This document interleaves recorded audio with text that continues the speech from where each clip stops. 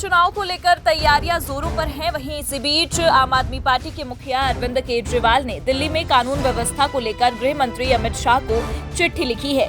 उन्होंने चिट्ठी में लिखा कि दिल्ली की कानून व्यवस्था केंद्र सरकार के अधीन है। भारत के 19 मेट्रो शहरों में दिल्ली महिलाओं के खिलाफ होने वाले अपराध में नंबर 1 पर है।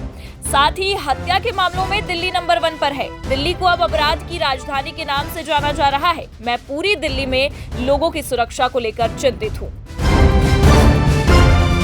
बिहार सरकार के ऊर्जा मंत्री विजेंद्र प्रसाद यादव ने सहरसा में आयोजित जेडीयू कार्यकर्ता सम्मेलन में आरजेडी सुप्रीमो लालू प्रसाद यादव और उनके परिवार पर निशाना साधा। उन्होंने कहा कि लालू परिवार मुसलमान और यादव वोट लेते हैं, लेकिन उनके लिए कुछ नहीं करते। उन्होंने नीतीश कुमार की तारीफ की और लोगों से जेडीयू का साथ देने की अपील की।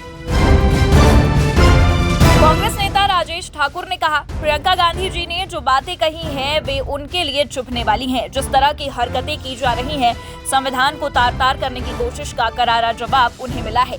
यही वजह है कि वे विचलित होकर इस तरह की हरकतें कर रहे हैं। उन्होंने कहा कि राजनाथ जी प्रधानमंत्री और गृह मंत्री के दबाव में रहते हैं, ये सबको पता है। राजनाथ जी को कुछ भी बोलने से पहले अपने गिरबान में झांकना चाहिए। भाजपा सांसद योगेंद्र चंदोलिया ने कहा कि मैं विपक्ष से कहना चाहता हूं कि जब प्रधानमंत्री बोले तो धैर्य रखें और उनकी बात सुने। जिस तरह से वे नैरेटिव बनाने में लगे थे, कल भी विपक्ष के ज्यादातर सदस्यों ने संविधान के 75 साल पूरे होने पर बोलने के बजाय अपने ही मुद्दे उठाए।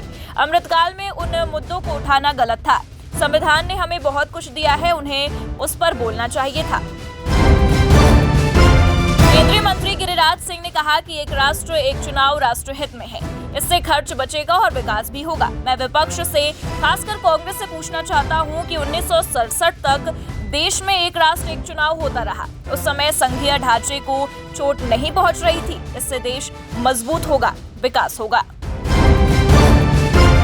महाराष्ट्र में चुनावी नतीजों के आने के बाद से सियासी पारा और हाई हो गया है। वहीं नेता एक दूसरे पर आरोप प्रत्यारोप लगा रहे हैं। इसी बीच भाजपा पर आरोप लगाते हुए शिवसेना यूबीटी विधायक आदित्य ठाकरे ने कहा कि उद्धव ठाकरे ने बीजेपी के नकली हिंदुत्व, बीजेपी के चुनावी हिंदुत्व को उजागर कर दिया है।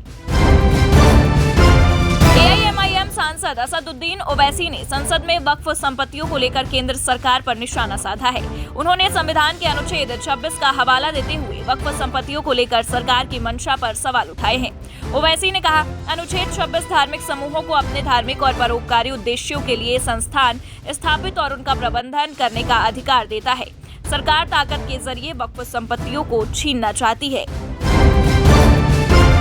बीजेपी नेता प्रवीण खंडेलवाल ने कहा कि प्रियंका जी ने अपने भाषण के दौरान बीजेपी पर जो आरोप लगाए हैं वो बेबुनियाद हैं। कांग्रेस ने कई बार देश के संविधान का मजाक और धज्जियां उड़ाई है। 1975 से 1977 का समय इस बात का गवाह है कि कांग्रेस के हाथों देश का संविधान लुटा गया, किंतु देश का लोकतंत्र इतना मजबूत है कि संविधान ने हर समय देश की रक्षा की है। उन्होंने कहा कि संविधान हम सब के लिए सबसे पहले है। लोकसभा में संविधान को लेकर चल रही बहस के बीच विपक्ष के नेता राहुल गांधी ने कहा कि भाजपा हिंदुत्व के युवाओं का अंगूठा काट रही है। इसके जवाब में अनुराग ठाकुर बोले कि कांग्रेस के समय में सिखों के गले काटे गए, कांग्रेस शासनकाल में संविधान का गला भी घोटा गया। भाजपा को घेरते हुए कांग्रेस सांसद प्रियंका गांधी ने कहा कि दुख की बात यह है कि सत्ता पक्ष के साथी जो बड़ी बड़ी बातें करते हैं, उन्होंने 10 सालों में ये सुरक्षा कवच तोड़ने का प्रयास किया है। लेटरल एंट्री और निजीकरण के जरिए सरकार आरक्षण को कमजोर करने का काम कर रही है। अगर लोकसभा में ये नतीजे नहीं आए होते तो संविधान बदलने का काम भी शुरू कर देती। इस चुनाव में इनको पता चल गया कि देश की जनता ही इस संविधान को सुरक्षित रखेगी।